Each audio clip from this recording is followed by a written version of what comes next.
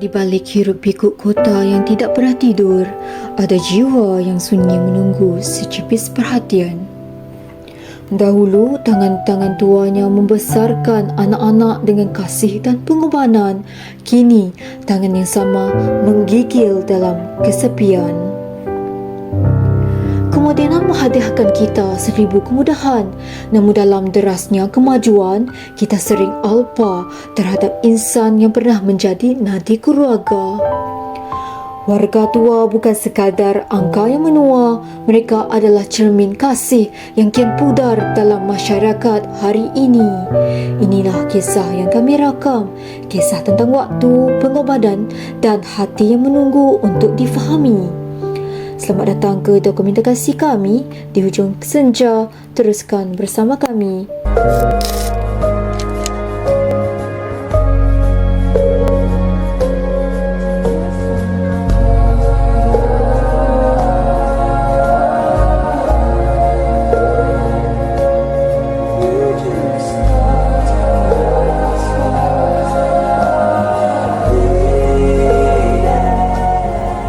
Setiap tahun, semakin banyak laporan warga tua yang telah ditinggalkan di rumah kebajikan, di hospital dan lebih menyedihkan lagi di tepi jalan. Mereka bukanlah orang gelandangan, tetapi merupakan ibu dan ayah yang telah dilupakan oleh generasi pada masa kini. Kita dapat lihat isu ini diperkatakan dalam pelbagai media yang menunjukkan kes-kes ini adalah serius dan benar-benar terjadi. Mengapakah pengabaian warga orang tua ini terjadi? Mari kita berbual bersama individu yang telah mengabaikan ibunya.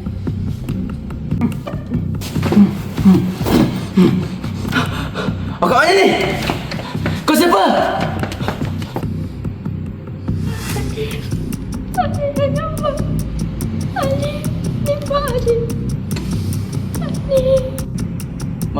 Mak?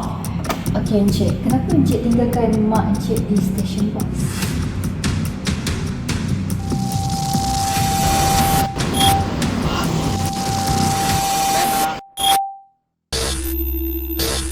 Alif, Mak, kenapa Alif tinggalkan Mak? Alif dah tak sayangkan Mak ke? Mak rindukan. Mak ni kan, daripada dulu sampai sekarang menyusahkan saya je. Mak ingat saya suka ke? Ha? Sikit-sikit mak terpekik-pekik nama saya. Mak ingat saya tak penat ke? Nak kena jaga mak 24 jam. Wah, busynya kau. Alif! Oh Alif! Alif, tolong Mak Alif! Aduh.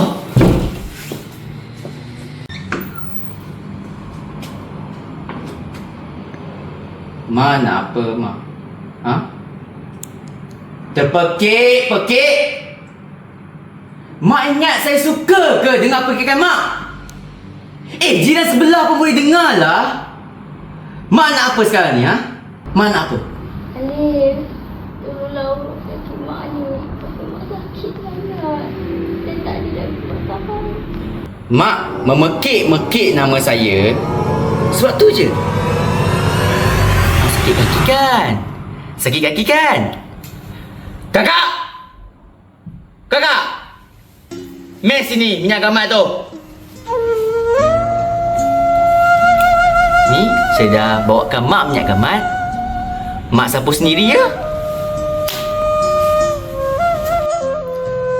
Satu lagi kan mak. Mak kena ingat, saya nak tanggung mak bukan murah. Dah beribu-ribu saya habis nak jaga mak. Mak ingat tak? Abang, nak tengok ni. Kos rawatan mak awak tu beribu-ribu. Siapa nak tanggung? Entahlah awak. Duit makan awak, duit makan anak-anak pun susah saya nak tanggung. Sekarang ni saya kena kisah pula. Pasal apa? Bil rawatan mak beribu-ribu lagi. Mana saya nak dapat duit? Adik-adik awak kan banyak. Kenapa tak awak tak tanya dengan abang tu? Nak tanya dengan abang lo? Adik-beradik lain? Diorang mana boleh harap? Kalau diorang tu tahu tanggungjawab, manalah mak nak tinggal dengan kita je. Saya seorang je tau yang ambil kisah pasal mak sekarang ni. Anak-anak lain semua mana peduli. Tapi itulah, kalau bil rawatan mak mahal macam ni, saya pun tak tahu nak cakap apa dah. Sekarang ni abang nak buat apa?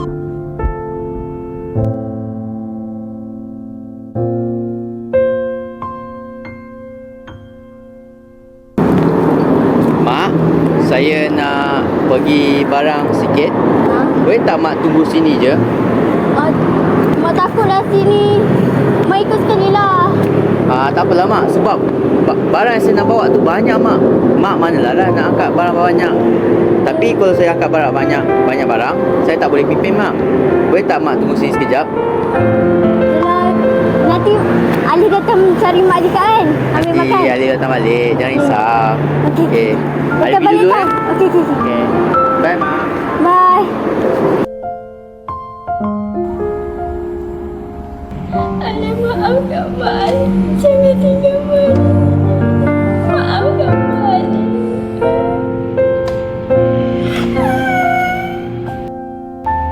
Antara punca penubaian warga orang tua ialah anak-anak keletihan menjaga ibu bapa, tekanan hidup dan masalah kewangan. Lihat isu ini daripada pandangan moral. Pengabaian warga tua adalah satu bentuk kezaliman yang halus. Mereka yang diabaikan bukan sekadar sakit pada tubuh badan, tetapi pada emosi mereka. Pengabaian ini menjadi kehancuran kepada hati mereka, hati yang pernah membesarkan kita. Assalamualaikum mak. Mak apa khabar? Mak sihat-sihat je ke kat sana? Waalaikumsalam ya. Boleh tak mak call nanti? Mak busy sekarang ni.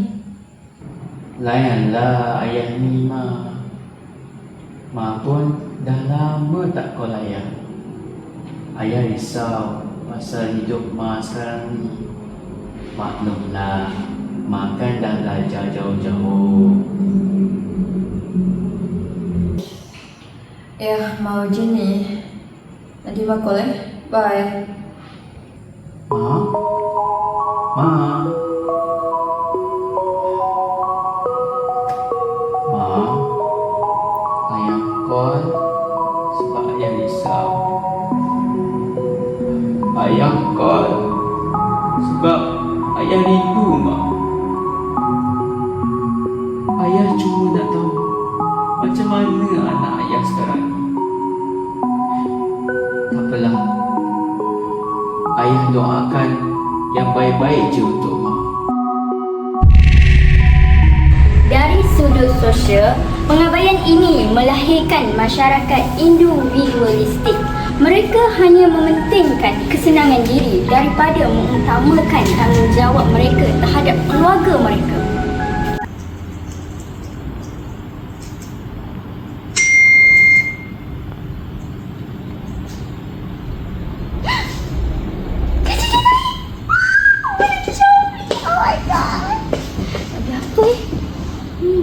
Kenapa projek? Dia tak kena kek kerja Ustaz. Sedap je ya Allah. Mak, apa lagi dia nak ni? Aduh, mak aku ni. Assalamualaikum Pa. Pa sihat ke? Mak, kau baik je kat sini. Mak sihat ke? Tak sihat sangat ni. Pa nak jumpa doktor tapi Pa tak cukup duit. Boleh tak Pa minta sikit? Mak, Pa pun tak cukup duit ni bulan ni. Pa hari ni pun Pa makan Apalah kalau macam tu Mak. Pa. Jaga diri baik-baik ya. Buka hati je call aku. Sikit-sikit. Sikit-sikit.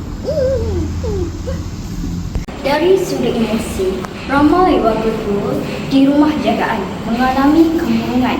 Mereka ini sentiasa menunggu kunjungan anak-anak mereka yang tidak pernah tiba dan setiap hari menjadi penantian yang amat menyakitkan. Siapa kau ni? Kau lagi? Oh, dah 3 kali call ni. Siapa dia ni? Uish, 4 kali dia call. Ini Encik Muhammad Hello? Alif bin Faruqi ke? Ya, saya. Kami nak maklumkannya bahawa Mak Encik Pengabaian warga tua bukan sahaja memberi kesan kepada mereka, tetapi juga menjejaskan pelbagai aspek dalam masyarakat kita. Di peringkat sekolah, pengabaian warga tua melemahkan pendidikan nilai dalam diri generasi muda. Murid yang jarang melihat contoh menghormati orang tua mungkin menganggap pengabaian itu sesuatu perkara yang normal. Akibatnya, nilai kasih sayang, ihsan dan tanggungjawab sosial tidak tertanam secara mendalam dalam diri pelajar, menjadikan mereka kurang peka terhadap warga tua pada masa hadapan. Di peringkat komuniti, pengabaian warga tua menjejaskan keharmonian sosial. Apabila warga tua dipinggirkan, majoriti komuniti berkurang, interaksi antara generasi semakin renggang dan warga tua mudah menjadi terasing. Akibatnya, komuniti menjadi kurang inklusif, kurang empati dan kehilangan jaringan sokongan sosial yang sepatutnya ada untuk menjaga warga tua. Isu pengabaian warga tua bukan sahaja berlaku di Malaysia tetapi juga menjadi fenomena global. Di negara-negara maju seperti Jepun dan Korea Selatan, ramai warga tua tinggal berseorangan walaupun negara tersebut kaya dan maju secara teknologi. Akibatnya, kesunyian dan kemurungan dalam kalangan warga tua meningkat di seluruh dunia. Masalah ini bukan sekadar isu sosial tetapi juga menjadi cabaran kepada sistem kesihatan, kebajikan dan nilai kemanusiaan global. Fenomena ini menunjukkan bahawa kemajuan ekonomi dan teknologi sahaja tidak mencukupi. Nilai ihsan dan belas kasihan tetap perlu dijadikan asas untuk memastikan warga tua dihargai dan tidak diabaikan di mana saja mereka berada.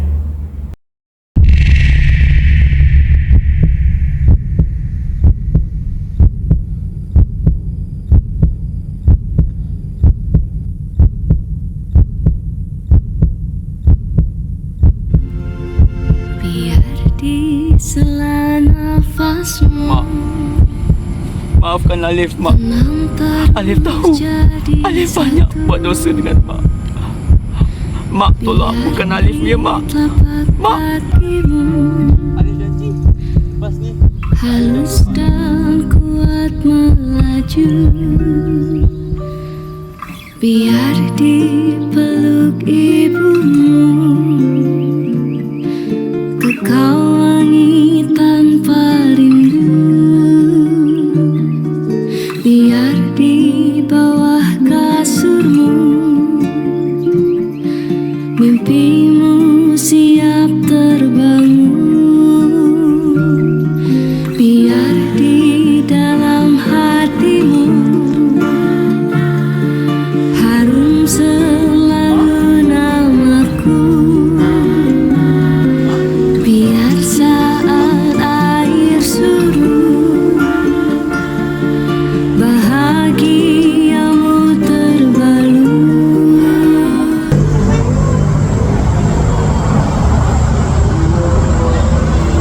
Kita sering mengejar kejayaan sehingga kita lupa kepada insan yang merupakan puncanya. Warga emas bukanlah beban, namun merekalah insan yang menjadi saksi perjalanan kita hingga kita pada hari ini.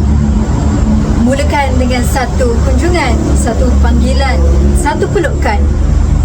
Kerana ihsan itu sederhana, seperti akar yang dalam diam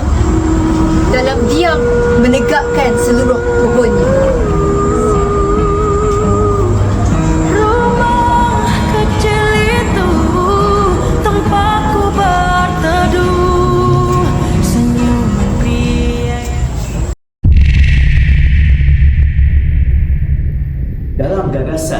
Madani, nilai ihsan menuntut setiap warganya untuk berbuat baik dengan penuh belas kasihan dan tanggungjawab, bukan kerana dipaksa tetapi kerana kesedaran diri sendiri.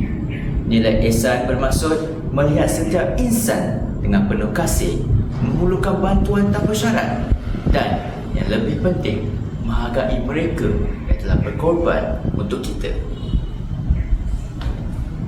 Di peringkat sekolah, ihsan boleh diterapkan melalui pendidikan nilai dan aktiviti kokurikulum. Murid-murid boleh menyantuni warga tua melalui mengikuti program seperti We Care, We Share dan menyertai program lawatan ke rumah orang tua secara berkala.